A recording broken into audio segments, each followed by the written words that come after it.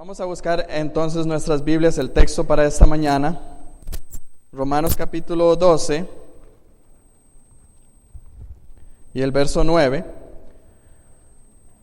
Ese es el texto que nos atrae esta mañana, Romanos capítulo 12 y verso 9. Lo leo para ustedes. El amor sea sin fingimiento, aborreced lo malo, seguid lo bueno. Oremos porque hay mucho que aprender de esto. Padre, gracias nuevamente te damos. Las veces que vengamos delante de ti en oración, en un culto, nunca van a ser suficientes. Porque si hay una de las cosas que necesitamos es depender de ti.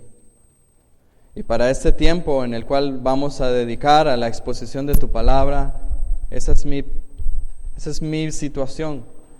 Yo dependo de ti. Todos los que estamos acá dependemos de ti. De que hoy, Señor, nosotros tengamos un corazón dispuesto, una mente dispuesta a escuchar, a recibir y a poner en práctica tu palabra. Ruego que este vaso de barro sirva como un instrumento útil en tus manos. Que tú seas glorificado. En el nombre de Jesucristo. Amén. Como sabemos, los que hemos estado en las últimas semanas y para los que nos visitan hoy, estamos haciendo un análisis, un estudio, estamos repasando, investigando y entendiendo la palabra de Dios y específicamente en el libro de Romanos. Y hoy estamos en Romanos capítulo 12, versículo 9. Ahora, al haber terminado una mini sección, por así decirlo, de Romanos 12, que estamos viendo la semana pasada, que la terminamos en versos de 6 al 8, yo les había dicho que esa era como una sección dentro del capítulo 12, es necesario que no olvidemos en cuál es la sección más grande en la que estamos, y es en la sección que podríamos decir que inicia del capítulo 12 hasta el capítulo 16, y es la sección práctica del libro de Romanos. Pablo escribe la carta a los romanos, dedica los primeros 11 capítulos y esboza lo que nosotros podríamos conocer como la teoría, y ahora Pablo pasa a la práctica. Si quisiéramos verlo como un curso de universidad, es primero la parte teórica, la parte donde se nos da toda la información, todo lo que nosotros tenemos que saber. Y ahora a partir del capítulo 12 Pablo pasa a la parte donde, ahora sí, eso que nosotros aprendimos en esa primera parte teórica, ahora vamos a ver cómo se lleva a la práctica. Y eso es lo que Pablo hace en Romanos 12. Decíamos que inicia el verso 1 en Romanos 12, Pablo diciendo, así que, haciendo una conexión entre lo que venía diciendo y lo que ahora va a decir. Ahora yo quiero recordarles brevemente, porque es muy importante que también no olvidemos la parte teórica. En los capítulos del 1 al 12 de Romanos vemos grandemente o manifiestamente el evangelio expuesto. Vemos a un Pablo que inicia en el capítulo 1 y nos dice que Dios se revela en las cosas creadas que nosotros vemos, que no hay excusa para nosotros de ver que existe un Dios que es creador de los cielos y de la tierra, pero también nos dice algo que es triste. En Romanos 1:21 nos dice que el hombre, habiendo conocido a Dios, no le glorificó como a Dios ni le dio gracias y se envaneció en sus pensamientos. Tanto se deriva toda esa conversación que Pablo viene en Romanos 1, que la llega hasta Romanos 3:23, cuando nos dice un texto que conocemos mucho: por cuanto todos pecaron, están destituidos de la gloria de Dios. Nos presenta con nuestra realidad, con la realidad del ser humano. Un ser humano caído, un ser humano que desde el vientre, desde la concepción, nace en pecado y que su naturaleza es pecado, pecar. Y que, como dice Efesios, están muertos en sus delitos y pecados. Estamos ciegos, estamos sordos. Y entonces nos pone en una posición de ahora, ¿qué hacemos? Ahora, ¿hacia dónde tomamos? Pero aquí es donde, preciosamente, a partir del capítulo 3, la mitad del capítulo 3, capítulo 4 y capítulo 5, Pablo comienza a exponer la justificación que podemos obtener nosotros, no por medio de nuestras obras, porque por las obras nadie será salvo, sino por medio de la fe y la fe en nuestro Señor Jesucristo. Tanto que en Romanos capítulo 5, versículo 1 dice, justificados pues por la fe, tenemos paz para con Dios. Nosotros nos habíamos rebelado, nosotros nos rebelamos contra Dios porque no le glorificamos como Dios ni le dimos gracias, pero por medio del sacrificio de Cristo, por medio de poner nuestra fe en Jesucristo, arrepentirnos de nuestros pecados, ahora ya no somos enemigos de Dios, sino que ahora somos reconciliados con Dios. Luego, Romanos capítulo 6 nos expresa más ampliamente de lo que se trata esta salvación. Se trata de que antes éramos esclavos del pecado, esclavos del diablo, y ahora Cristo, por su obra en la cruz, nos limpia, nos saca de esa esclavitud, nos liberta y ahora somos siervos de la justicia, dice Romanos 6. Romanos 7 nos entra a un tema de que ahora cuál es nuestra condición. Una vez que ya somos salvos, ahora tenemos una lucha interna en la cual hay este cuerpo de carne que nos inclina a pecar, pero hay en nuestro ser, como dice Pablo, hallo en mí esto, que el bien está en mí, el querer el bien está en mí, pero lo que quiero hacer no lo hago y lo que hago es lo que no quiero hacer. ¿Quién me librará de este cuerpo de muerte? Termina Pablo en Romanos capítulo 7. Pero también nos presenta la solución en Romanos capítulo 8 cuando habla de la obra del Espíritu Santo. La obra del Espíritu Santo que en nosotros nos llevará hasta el fin de los tiempos a la glorificación. Y por eso dice, ninguna condenación hay para los que están en Cristo Jesús. Luego Romanos 9, 10 y 11 nos habla acerca de un plan perfecto, el plan de salvación de Dios, el plan de Dios en el cual Él desde antes de la fundación del mundo escogió a aquellos que iban a ser sus hijos y también destina el plan en cuanto a cómo iba a funcionar con Israel, los gentiles, cómo ambos iban a llegar a la salvación. Tanto que Pablo en Romanos capítulo 11, versículos 33 al 36, termina de esta manera: oh profundidades de las riquezas de la sabiduría y de la ciencia de Dios, cuán insondables son sus juicios e inescrutables sus caminos. Porque ¿quién entendió la mente del Señor? ¿O quién fue su consejero? ¿O quién le dio a él primero para que le fuese recompensado? Porque de él y por él y para él son todas las cosas, a él sea la gloria por los siglos. Amén. Termina magnificando a Cristo, magnificando a Dios, porque lo que acaba de explicar, vea que interesante que Pablo mismo dice, cuán insondables son sus juicios e inescrutables sus caminos. Pablo acaba de explicar ampliamente y claramente para nosotros todo lo que es la doctrina cristiana de la salvación, del evangelio, y aún así Pablo termina diciendo, esto que yo acabo de explicar es algo insondable, es algo inescrutable. Es maravilloso. ¿Y quién la entendió? ¿Quién entendió eso? Pero vuelvo a repetir algo que dije antes, ahora pasa a la parte práctica. Y aquí es donde muchas veces, hermanos, nos quedamos nosotros. Nos quedamos en la teoría. Nos quedamos en conocer que Dios es un Dios santo, que Dios es un Dios amoroso, que Él envió a Cristo a morir en la cruz para que nosotros nos arrepintiéramos, ponéramos nuestra fe en Él, y que ahora nos llama a una vida de santidad. Pero nos quedamos ahí. Lo conocemos, lo sabemos, pero ¿qué es tal de la práctica?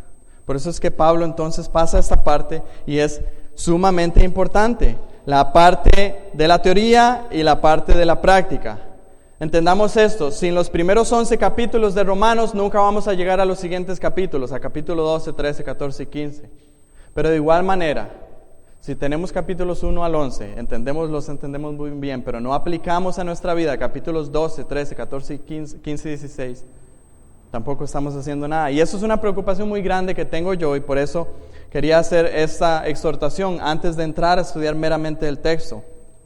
Pablo inicia Romanos capítulo 12 y nos habla primero de cuál debe ser nuestra relación hacia Dios en términos generales. Y versos 1 y 2, Pablo dice, así que hermanos, os ruego por las misericordias de Dios que presentéis vuestros cuerpos en sacrificio vivo, santo, agradable a Dios, que es vuestro culto racional. No os conforméis a este siglo, sino transformaos por medio de la renovación de vuestro entendimiento para que comprobéis cuál sea la buena voluntad de Dios, agradable y perfecta. Ahora veamos una cosa, No sé si usted ve, pero aquí no hay cosas tan específicas, porque tal vez usted quiera decir, bueno, ¿cómo presento mi cuerpo en sacrificio vivo y santo, agradable a Dios? ¿Cómo no me conformo a este siglo, sino más bien transformo mi mente, me transformo por medio de la renovación de nuestro entendimiento?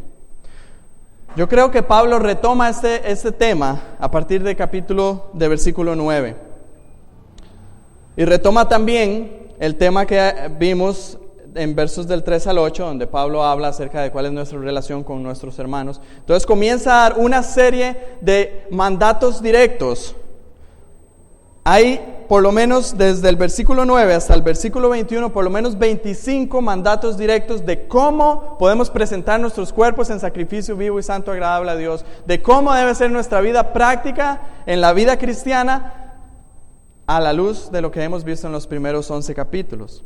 Entonces, eso es como lo que yo quiero que tengamos en cuenta a la hora de entrar a este versículo 9. Aquí en el versículo 9, Pablo nos presenta las primeras 3 indicaciones prácticas, directas, claras de lo que debemos de hacer nosotros para vivir una vida cristiana en la práctica y no solamente en la teoría. Porque es muy importante. El texto es fácil de dividir, hay 3 puntos. El primero, ¿qué debemos de hacer para vivir la vida práctica, la vida cristiana práctica? Bueno, debemos de amar sin fingimiento, debemos de aborrecer lo malo y debemos de seguir lo bueno. 3 cosas. Ahora yo sé que usted me dirá, uy, qué fácil es eso, amar sin fingimiento, no ser hipócrita, aborrecer lo malo, detestar todas esas cosas, las violaciones, los homicidios, eso es fácil. Y seguir lo bueno, claro, venir a la iglesia todos los domingos, leer mi Biblia, ya, estoy listo. Pero una de las cosas que yo quiero dejar bien claro hoy es que todos los que estamos aquí hoy necesitamos atender estas palabras con un corazón humilde y con un corazón dispuesto a obedecer. Porque todos los que estamos aquí fallamos. Todos. No hay nadie que tenga una excepción. Y si hay alguien, Dios quisiera que sí, que puede con una conciencia clara y sincera y honesta decir, en este punto yo estoy bien, mi petición a usted va a ser, permanezca en ello, persista en ello, porque el que cree está firme, que mire que no caiga. Muy bien, vamos al primero, el versículo 9 de Romanos 12 dice, el amor sea sin fingimiento. Una manera clara también de verlo, como lo traduce la Biblia de las Américas, es el amor sea sin hipocresía. O como lo traduce la Nueva Versión Internacional, el amor debe ser sincero. Claro, ¿verdad? Es una frase entendible. Nosotros entendemos lo que es la hipocresía. Tal vez alguien va a decir, bueno, la hipocresía es cuando yo llego y le sonrío a una persona, pero por dentro estoy diciendo, oye, ojalá se cayera de ahora que va caminando. Entendemos que eso es hipocresía. Pero la Biblia no es muy superficial. La hipocresía pueden ser unas cosas que nosotros vamos a ver hoy. Y inicia solamente con el tema de entender la primera palabra, el amor sea sin fingimiento. Porque saben que lamentablemente la cultura, el mundo de hoy ha sido buenísimo, ha sido exitoso en hacernos a nosotros mal entender lo que significa la palabra amor. Hay muchos que quizás se sorprenderán a la hora de definir el amor bíblicamente, porque no es lo que siempre han concebido como lo que es el amor. Inclusive, si vamos al diccionario de la Real Academia Española, el diccionario de español, el diccionario de referencia, que es como el que nosotros acudimos para ver todo qué es lo que significa una palabra, voy a leerle, porque tiene varias definiciones, voy a leerle 3 de las varias definiciones que tiene la palabra amor, si usted la busca, y después vamos a ver cómo ese libro, que es muy útil, yo lo utilizo mucho, nos está dando una definición incorrecta de lo que es el amor. El libro, entonces, la Real Academia Española, el diccionario dice que el amor es un sentimiento intenso del ser humano que partiendo de su propia insuficiencia necesita y busca el encuentro y unión con otro ser. Otra definición dice, sentimiento hacia otra persona que naturalmente nos atrae y que procurando reciprocidad en el deseo de unión, nos completa, alegra y da energía para convivir, comunicarnos y crear. Y el otro que es tal vez el que toleraría un poco más, sin embargo también está mal. Dice sentimiento de afecto, inclinación y entrega a alguien o algo. ¿Dónde están mal estas definiciones? Vamos a verlas. Este es el amor que se ve en las películas. Este es el amor que se ve en los programas de televisión. Y este es el amor que también van a enseñar en las escuelas y colegios, porque es lo que está en el diccionario. Pero este es el amor al que Pablo dice, el amor se hace sin fingimiento. Ahora, ¿qué es el amor? Yo creo que la Biblia nos deja bien claro, sin ninguna duda, lo que es el amor, cuando nos dice en 1 Juan, capítulo 4 y verso 8, el que no ama no ha conocido a Dios, porque Dios es amor. Le damos vuelta a esa frase. Entonces, ¿qué es el amor? El amor es Dios. Dios es la esencia del amor. Dios es quien define el amor. Dios es, si nosotros quisiéramos ver el amor, tenemos que ver a Dios. Dios es amor. Entonces, para nosotros hacer el análisis de lo que es el amor, yo quiero que veamos cómo Dios ha mostrado su amor para con nosotros. Al ver nosotros cómo Dios ha mostrado su amor para con nosotros, vamos a entender qué es el amor. Y al ver qué es el amor, también vamos a ver qué es el amor sin fingimiento. Entonces, esa es mi intención en este primer punto. Primero que nada, el amor es un acto de la voluntad. Se lo pongo con palabras más claras, el amor es una decisión. Leímos antes y en las 3 definiciones que leí, decía que el amor es un sentimiento. El amor no es un sentimiento. El amor es un acto de la voluntad. El amor es una decisión. Déjeme decirle unas cosas. ¿Sabe por qué es que hay tantos divorcios? ¿Sabe por qué es que después de una pareja de estar casados años, quizá 30 años, 40 años, es que llegan a un consultorio, tal vez si buscan consejería o si no, o si les preguntan por qué usted se divorció? Por lo general algunas personas dicen es que se acabó el amor. Eso es porque nunca no entendieron lo que era el amor. Si el amor fuera un sentimiento, yo le podría decir, ok, el amor se acaba, porque un sentimiento puede acabarse. Yo puedo estar contento en ese momento, pero al siguiente rato me dan una mala noticia y dejo mi alegría y entonces ya no estoy alegre, ahora estoy triste. El amor no es un sentimiento, el amor es un acto de la voluntad. Si el amor fuera un sentimiento, déjenme decirles que probablemente Dios no nos amaría más, con todas las veces que usted y yo hemos pecado contra Él y le hemos ofendido. Pero el amor es un acto de la voluntad. ¿Qué dice Juan 3:16? Porque de tal manera amó Dios al mundo. No dice, es que Dios tuvo un sentimiento y como diría aquí, de su propia insuficiencia necesitaba y buscaba el encuentro y unión con otro ser, entonces amó al mundo. No. El texto nos dice que de tal manera amó Dios al mundo. Dios simplemente en su soberanía decidió amar al mundo y dio a su Hijo unigénito para que todo aquel que en Él cree no se pierda, mas tenga vida eterna. Si usted lee la Biblia y la lee desde principio hasta fin, usted nunca va a ver que la palabra amor se refiere a algo que sea un sentimiento. Siempre se va a referir a un acto de la voluntad, a una decisión. Por eso es que nosotros, para amar, necesitamos o tenemos que decidir amar. Y vamos a ver muchas implicaciones del amor. 1 Juan 4:10 dice, en esto consiste el amor, no en que nosotros hayamos amado a Dios, sino en que Él nos amó a nosotros y envió a su Hijo en propiciación por nuestros pecados. No es un sentimiento que se dio y que hubo una atracción entre Dios y el ser humano y Él sintió maripositas en el estómago y que se suspiró y dijo, ay, es que estos seres humanos son tan bonitos, voy a amarlos.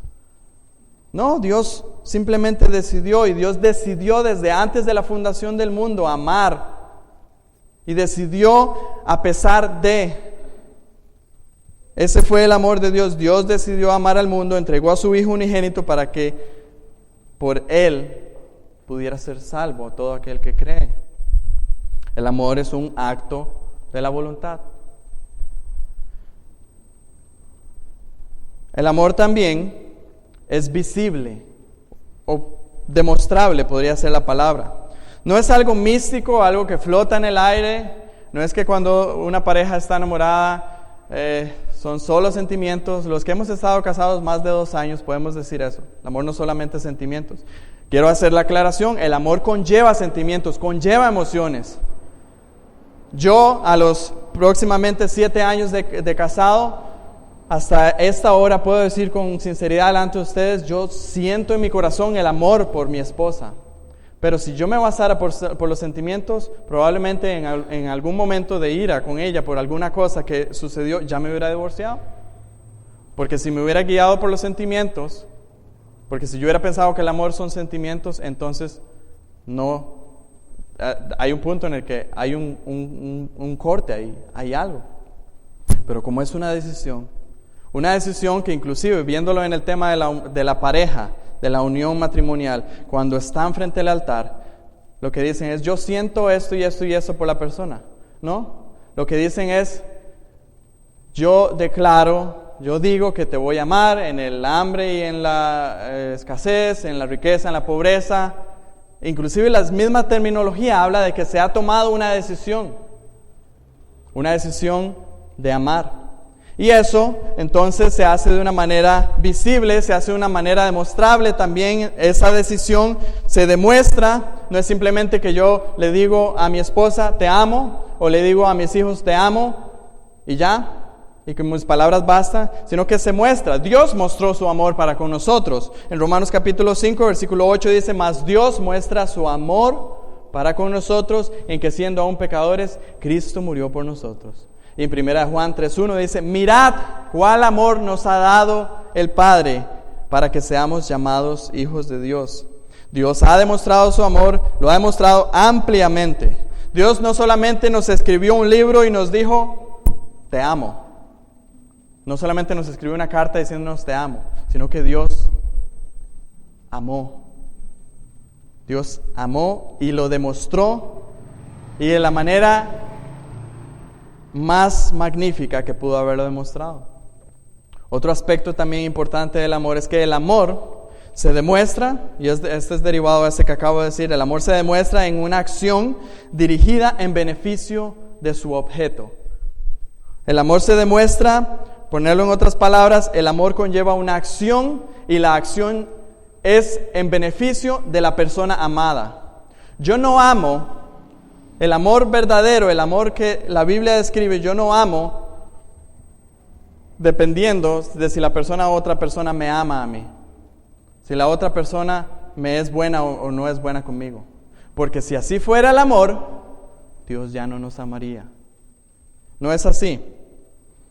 1 Juan 3:16 dice, en esto hemos conocido el amor en que Él puso su vida por nosotros. Y aquí entonces yo digo, ¿merecíamos nosotros ese amor de que Él pusiera su vida por nosotros? No, porque ya vimos en Romanos capítulo 1 que nosotros, habiendo conocido a Dios, no le glorificamos como Dios ni le dimos gracias, sino que nos envanecimos en nuestro necio corazón, fuimos malagradecidos y nos rebelamos continuamente contra Dios. Pero Dios, como dice Romanos 5:8, en que siendo aún pecadores, Cristo murió por nosotros. El amor entonces que mostró Dios lo hizo en beneficio de nosotros. Ese también debe ser el amor. El amor se muestra en beneficio de la otra persona. Y aquí yo quiero ponerlo claro.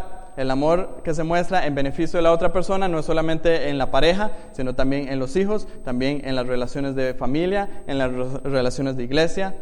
Y vamos a ver más adelante que inclusive en las relaciones de enemistad. Porque Dios nos llama a amar a nuestros enemigos, ¿no es así? Y el amor, como lo está exponiendo aquí Pablo, el amor se hace sin fingimiento. No es el amor matrimonial se hace sin fingimiento, o el amor de fraternal se hace sin fingimiento. Es simplemente el amor. El amor se hace sin fingimiento. Entonces vemos por lo menos estos 3 elementos. Estos son elementos básicos del amor. Es un acto de la voluntad, es visible, es una acción que es en beneficio de su objeto. Leía en esta semana un libro, ni siquiera recuerdo cuál es el libro, pero que el escritor ponía el ejemplo de un pastor amigo de él, que la esposa de él había adquirido una enfermedad, tanto que ella ya no podía moverse, ya no podía caminar, no podía comer siquiera sola. Y dice que él salió a comer y dijo que después de esa reunión que él tuvo con ese pastor, él entendió estas 3 cosas que acabamos de ver. El amor es una decisión, porque ese hombre, pese a que él tenía que estar al servicio de su esposa, cada vez que se bajaba del auto, bajarla del auto, pasarla a la silla de rueda, cuando llegan al restaurante, bajarla a la silla de rueda, ponerla en la silla. En la silla, como ella no tiene fuerzas para estarse acomodando, probablemente tenía que estarla acomodando, tenía que estarle dando la comida. Y imaginémonos cuánto es el servicio que tenía que dar en la casa. Él cada día decidía amar a su esposa. Él demostraba ese amor por su esposa y lo hacía en beneficio de ella. Uno de los problemas quizá de nosotros, seres humanos, pecadores, que somos muy egoístas. Muchas veces amamos de egoísmo. Si ella me hace comida, entonces la voy a amar. Si no, entonces voy a ser indiferente con ella. Me voy a enojar con ella. O con nuestros hijos, padres. Si él se porta bien y si es un hijo educado, entonces lo voy a amar, y si no, entonces voy a tratarlo mal. O padres con nuestros hijos. O hijos con nuestros padres. Porque los padres cometemos errores.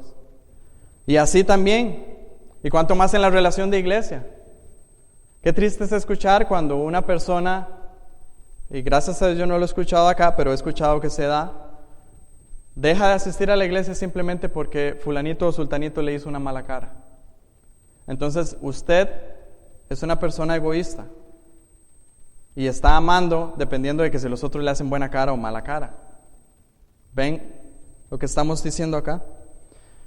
Esas son algunas expresiones de lo que es el amor verdadero, lo que la Biblia nos enseña. Pero si quisiéramos ver el texto bíblico que nos habla claramente del amor en Romanos 1 de Corintios 13. Acompáñeme un momento a 1 Corintios 13, versos 4 al 7.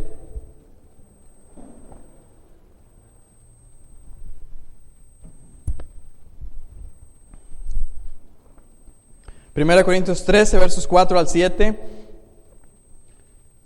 El amor es sufrido, es benigno, el amor no tiene envidia, el amor no es jactancioso, no se envanece, no hace nada indebido, no busca lo suyo, no se irrita, no guarda rencor, no se goza de la injusticia, mas se goza de la verdad. Todo lo sufre, todo lo cree, todo lo espera, todo lo soporta. El amor, oiga esto, nunca deja de ser. Y sigue el texto. Este es el amor verdadero. Notemos que aquí Pablo nos está diciendo el amor sea sin fingimiento. Es una advertencia, es un mandato que nos dice el amor tiene que ser sin fingimiento. Usted me va a decir, ¿cómo es el amor entonces hipócrita? El amor con fingimiento. Todo lo que no se encuadre dentro del amor que yo les acabo de describir, el amor que Dios muestra para con nosotros, este amor que acabamos de leer en 1 Corintios 13, todo lo que no encuadre con ese amor es amor fingido, es amor hipócrita, es un amor falso. Es interesante porque la palabra hipócrita quiere decir que yo estoy demostrando algo contrario a lo que yo estoy sintiendo. ¿No es así? Esa podría ser una buena definición de la palabra hipocresía. Estoy mostrando algo contrario a lo que yo estoy sintiendo. Eso quiere decir que si yo tengo un amor hipócrita, yo estoy mostrando amor, pero lo que yo estoy sintiendo realmente es lo contrario. ¿Qué es lo contrario al amor? Es odio. Si usted es un hipócrita en esta mañana en cuanto a su amor para con Dios, su amor para con los hermanos, si usted es un hipócrita, usted no es simplemente que le falta un poquito amar, el problema es más grande, usted está odiando. Y eso no es vivir la vida práctica cristiana. Este amor hipócrita es básicamente el amor que vemos en un Judas. ¿Recuerdan a Judas? Que al final del tiempo de Jesús, él llega al huerto de Getsemaní y le saluda con un beso, maestro, mostrando un amor hipócrita porque estaba traicionando.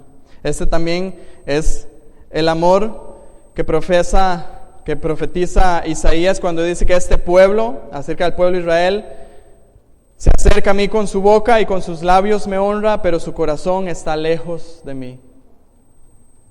Es un amor fingido, es un amor falso, un amor hipócrita. Ese no es el amor. El amor es el que acabamos de ver. El amor verdadero es amor que es un acto de la voluntad, que no se rige por los sentimientos. Es un amor que se demuestra, no solamente se habla. Es un amor que es una acción en beneficio de la otra persona. Es un amor que describe 1 Corintios 13. Esto es necesario que nuestro amor sea así. Porque ¿qué es lo que dice 1 Juan capítulo 4 y versículo 9 que ya leímos? El que no ama no ha conocido a Dios, porque Dios es amor.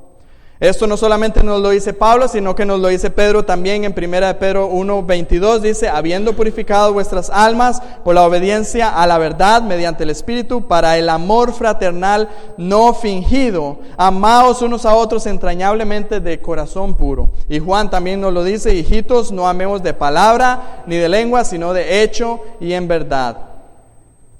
Y vuelvo a hacer la aclaración acá, porque es importante leer bien el texto. Aquí Romanos capítulo 12 y versículo 9 dice a nivel genérico, a nivel general, el amor sea sin fingimiento. No es solamente el amor matrimonial, no es solamente el amor filial entre hermanos, no es solamente el amor de padres a hijos o de hijos a padres, es todo el amor. El amor sea sin fingimiento. Por lo tanto, es importante que veamos este mandato directo. Aquí sería bueno hacernos la pregunta, a la luz de lo que hemos visto, ¿estoy amando yo sin fingimiento?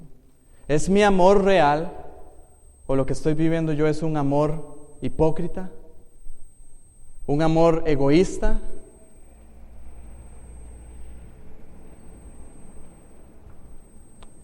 Dejemos esto ahí, luego vamos a volver un poco al tema del amor.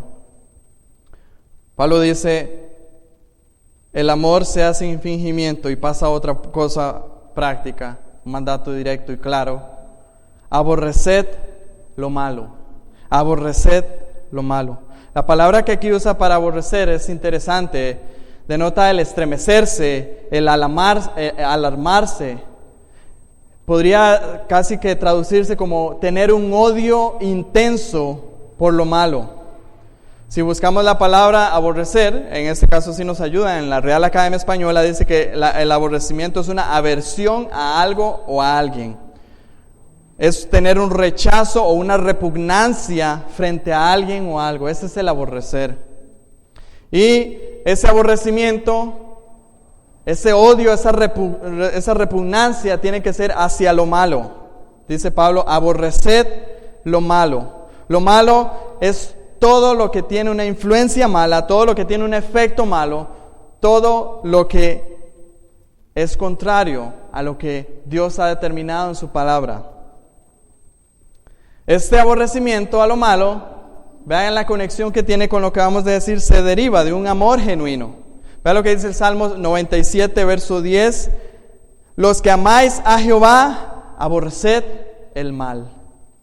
El temor de Jehová es aborrecer el mal, dice Proverbios capítulo 8, versículo 13. Es interesante, el temor de Jehová es el principio de la sabiduría. Decimos y sabemos, qué bonito. Ok, entonces, ¿qué es el temor de Jehová? Decimos, y Proverbios 8:13 nos dice, el temor de Jehová es aborrecer el mal. Si usted realmente teme a Jehová, usted tiene que aborrecer el mal, porque Dios aborrece lo malo. Claramente la palabra de Dios lo dice, Dios aborrece lo malo, por lo tanto, si nosotros amamos a Jehová, si nosotros tememos a Jehová, nosotros tenemos que también aborrecer lo malo. Quiero darles un ejemplo bastante claro de lo que es aborrecer lo malo. Vayamos al Salmo capítulo 101. Salmo 101 y vamos a ver un ejemplo claro y práctico en David. Salmo capítulo 101. Vamos a leerlo.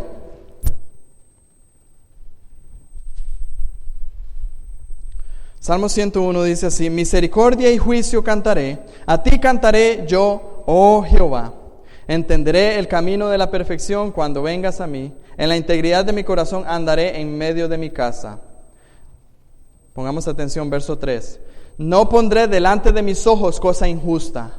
Aborrezco la obra de los que se desvían. Ninguno de ellos se acercará a mí. Corazón perverso se apartará de mí. No conoceré al malvado. Al que solapadamente infama a su prójimo, yo lo destruiré. No sufriré al de ojos altaneros y de corazón vanidoso. Mis ojos pondré en los fieles de la tierra para que estén conmigo. El que ande en camino de la perfección, éste me servirá. No habitará dentro de mi casa el que hace fraude. El que habla mentiras no se afirmará delante de mis ojos. De mañana destruiré a todos los impíos de la tierra para exterminar de la ciudad de Jehová a todos los que hagan iniquidad.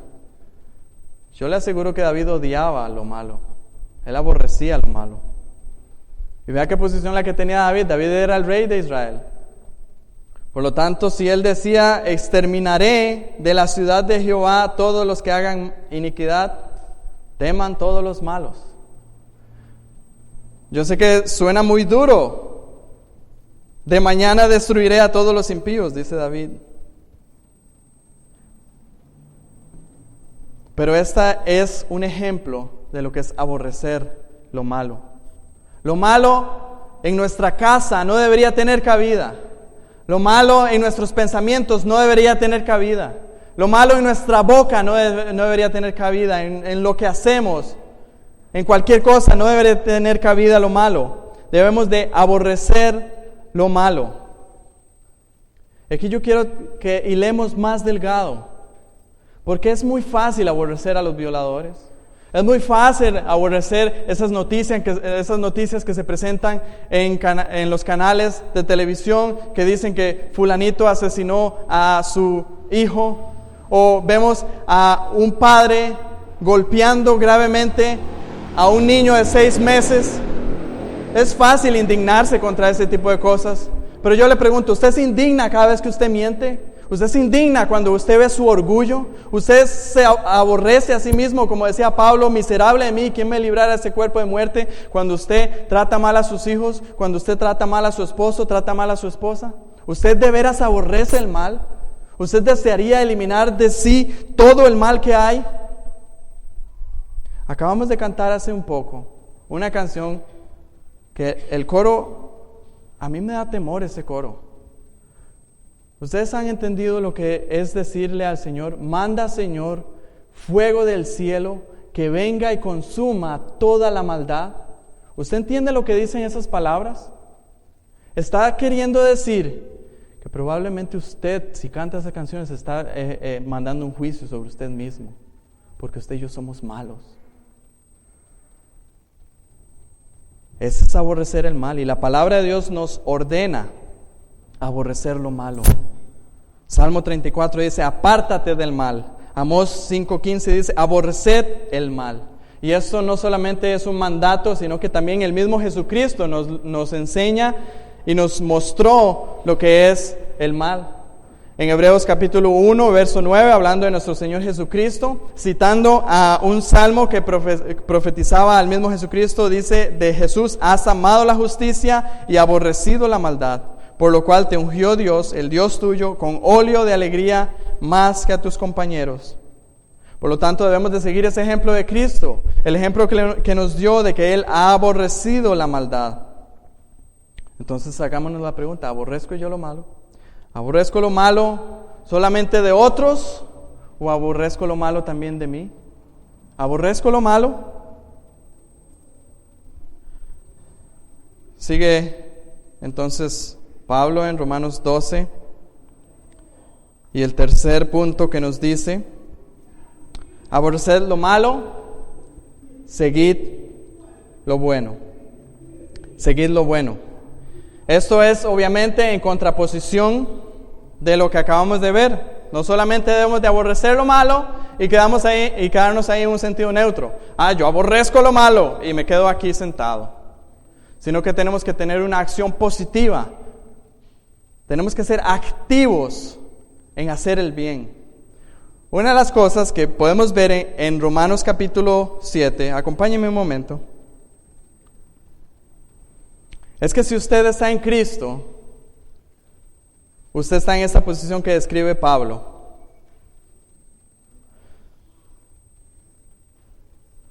Romanos 7, verso 17. Leo, dice, de manera que ya no soy yo quien hace aquello, sino el pecado que mora en mí. Y yo sé que en mí, esto es en mi carne, no mora el bien, porque el querer el bien está en mí, pero no el hacerlo. Porque no hago el bien que quiero, sino el mal que no quiero, eso hago. Y si hago lo que no quiero, ya no lo hago yo, sino el pecado que mora en mí. Así que queriendo yo hacer el bien, hallo esta ley, que el mal está en mí. Porque según el hombre interior me deleito en la ley de Dios, pero veo otra ley en mis miembros que se rebela contra la ley de mi mente y que me lleva cautivo a la ley del pecado que está en mis miembros. Y aquí es donde Pablo dice, miserable de mí, ¿quién me librará de este cuerpo de muerte? Entonces tenemos los dos mandatos, aborrecer el mal y seguir lo bueno. Por lo tanto, teniendo en cuenta esto que acabamos de leer, esta lucha que hay en nosotros si estamos en Cristo, que nosotros nos inclinamos hacia el mal, pero queremos hacer el bien, tenemos entonces que esforzarnos el doble por hacer lo bueno. Tenemos que estar doblemente esforzados para el bien, porque una cosa es clara, para hacer lo malo, no nos tenemos que esforzar. Entonces, tenemos que esforzarnos primeramente por aborrecer lo malo y luego esforzarnos doblemente por seguir lo bueno. La palabra seguir, que aquí se utiliza en el original griego, me llamó mucho la atención porque es una palabra que lo que quiere decir es pegar como con pegamento. Encolar, se podría traducir literalmente como encolar, como agarrar usted dos pedazos de madera, untarles cola de esa y pegarlo. Esa es la idea que quiere manifestar aquí. Quiere decir aferrarse a lo bueno, pegarse a lo bueno y nunca despegarse de lo bueno. Nunca despegarse de lo bueno. Y como les dije, esto es en contraposición de el apartarse de lo malo. Antes leíamos Salmo 34:14 que dice, apártate del mal y haz el bien. Amós 5:15 que también leímos dice, aborreced el mal y amad el bien. Entonces la palabra bueno, por lo contrario de malo, se refiere a todo aquello que en su carácter, en su constitución, en su naturaleza es bueno, es beneficioso, tiene buenos efectos. Eso es lo que tenemos que seguir. ¿Y qué es lo bueno?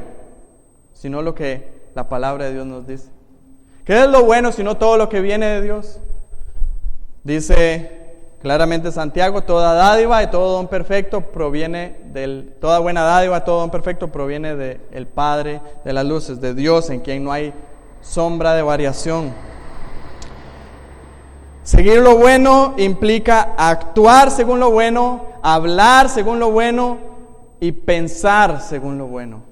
Eso es seguir lo bueno, hacerlo de una manera activa, hacerlo de una manera intencional, buscar hacer el bien, buscar hablar el bien, buscar pensar el bien, actuar el bien. Primera de Tesalonicenses, capítulo 5, verso 15 dice, mirad que ninguno pague a otro mal por mal, antes seguid siempre lo bueno unos para con los otros y para con todos. Oiga, seguid siempre lo bueno. Cuando nosotros tengamos que decidir qué hacer, es hacer siempre lo bueno para con los demás, hacer siempre lo bueno. Pero también tenemos que hablar lo bueno. Efesios 4:25 nos dice, por lo cual, desechando la mentira, hablad verdad cada uno con su prójimo, porque somos miembros los unos de los otros. Tito capítulo 2, versículo 1 dice, pero tú habla lo que está de acuerdo con la sana doctrina. Tenemos que hablar lo que sea bueno. Tenemos que desechar de nuestra boca palabras que sean malas, dañinas, ofensivas. Y que nuestra boca, lo que salga, sea lo bueno. Y también tenemos que pensar lo que sea lo bueno. Filipenses capítulo 4, versículo 8 nos dice, por lo demás, hermanos, todo lo que es verdadero, todo lo honesto, todo lo justo, todo lo puro, todo lo amable, todo lo que es de buen nombre, si hay virtud alguna, si hay algo digno de alabanza, en esto pensad. En eso es que tenemos que pensar, en todo lo que sea bueno. Examinémonos. ¿Es así mi actuar? ¿Es mi actuar bueno? Busco siempre de una manera intencional, de una manera activa, hacer lo bueno. Mi hablar, ¿cómo es mi hablar? ¿Hablo siempre lo que sea bueno, lo que sea para la edificación de otros? O inclusive lo que hablo son cosas que no son ni buenas ni malas, cosas que son sin sentido.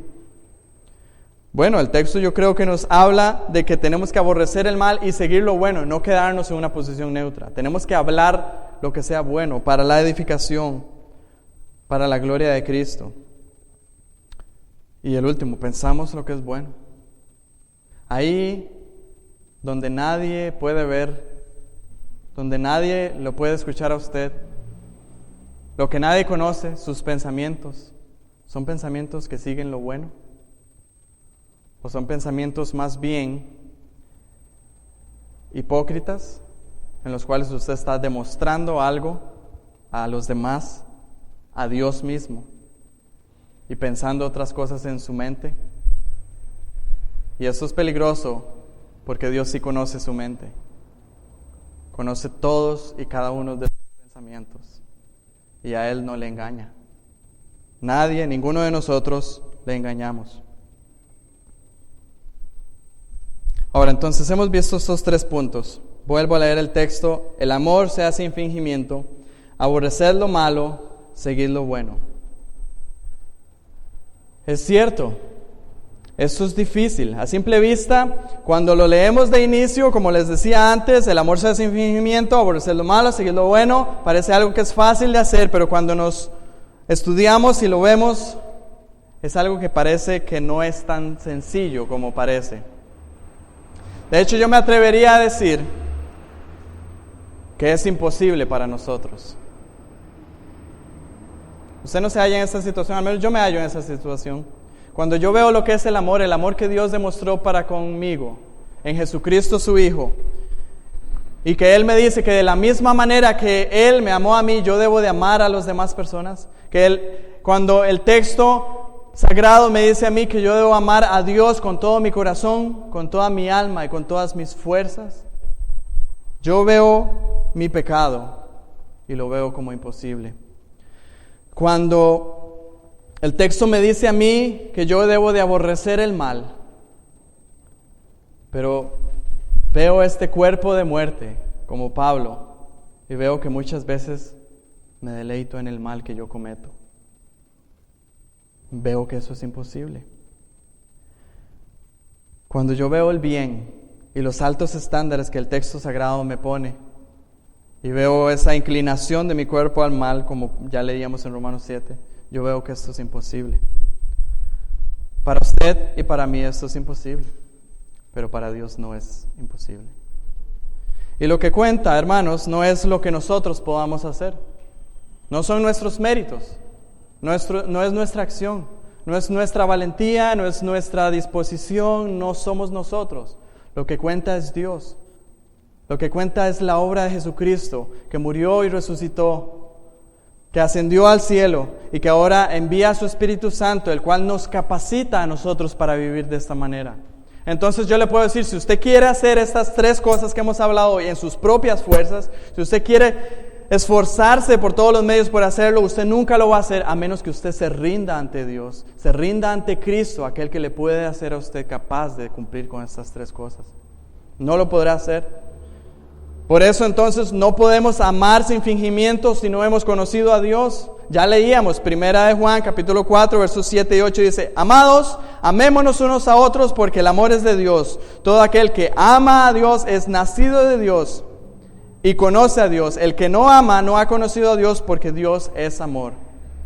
Entonces déjeme decirlo, ponerlo de esta manera: si usted no ha venido a Dios, no se ha arrepentido de sus pecados, puesto su fe en Cristo, por más que usted finja, usted nunca va a amar Nunca va a amar a Dios, nunca va a amar a sus semejantes, nunca va a amar a su pareja, nunca va a amar a nadie. Porque el que no ama no ha conocido a Dios. Por lo tanto, si usted quiere realmente tener un amor sin fingimiento, usted tiene que buscar a Dios. No tiene que buscar amar sin fingir, sino que tiene que buscar a Dios, quien es el que le va a capacitar para poder amar sin fingir. No podemos aborrecer lo malo y seguir lo bueno. Tenemos una inclinación que ya leíamos. Pero si nosotros tenemos una continua relación con Cristo, para conocerle a Él, para conocer qué es lo que Él aborrece, para conocer qué es lo que Él le agrada, qué es lo que Él... Si nosotros nos internamos, si quisiera usar esa palabra, en el texto sagrado, aquella revelación que Dios nos da para que nosotros sepamos qué es lo que Él aborrece y qué es lo que a Él le gusta, nosotros vamos a enterarnos y así poder ser capacitados por la obra del Espíritu Santo en nosotros para actuar. Vea lo que dice el Salmo 119, 104. De tus mandamientos he adquirido inteligencia, por tanto he aborrecido todo camino de mentira. Es triste ver cómo tantos cristianos, o que se llamen a sí mismos cristianos, quieren vivir esta vida práctica, pero nunca leen sus Biblias. Nunca van a llegar ahí. Si no tienen un tiempo con Dios en el cual lea y estudie su palabra, nunca va a llegar ahí. ¿Sabe qué? La facilidad va a ser seguir lo malo y se va a ir por ese camino. Pero el salmista dice, de tus mandamientos he adquirido inteligencia, por tanto he aborrecido todo camino de mentira. Vayamos un momento al al primer salmo, el Salmo capítulo 1. Porque aquí vemos este punto de aborrecer el mal y seguir el bien claramente, y cómo se logra hacer estas dos cosas.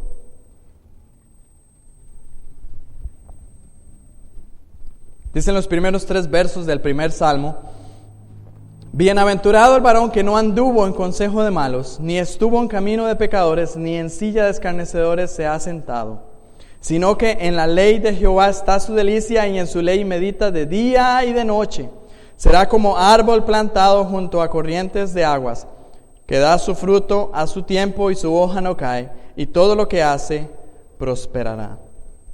Esta es una persona que ama a Dios, que ha aborrecido lo malo porque no ha estado en consejo de malos, no anduvo en camino de pecadores, ni en sillas escarnecedores ha sentado. Ha aborrecido el mal. ¿Y cómo ha logrado aborrecer el mal?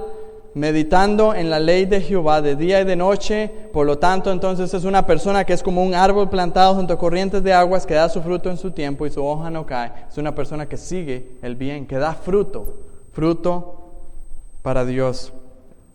En resumen, podría decirles qué es lo que tenemos que hacer. Y aquí ahora van a entender la conexión. Tenemos que entregar nuestros cuerpos en sacrificio vivo, santo y agradable a Dios. Tenemos que no conformarnos a este siglo, sino transformarnos por medio de la renovación de nuestro entendimiento. De esa manera comprobaremos lo que es bueno, agradable y perfecto para Dios. De esa manera vamos a amar sin fingimiento, vamos a aborrecer lo malo y vamos a seguir lo bueno. Espero que esa sea nuestra intención en esta mañana. Vamos a orar, pedir el auxilio del Señor en esto.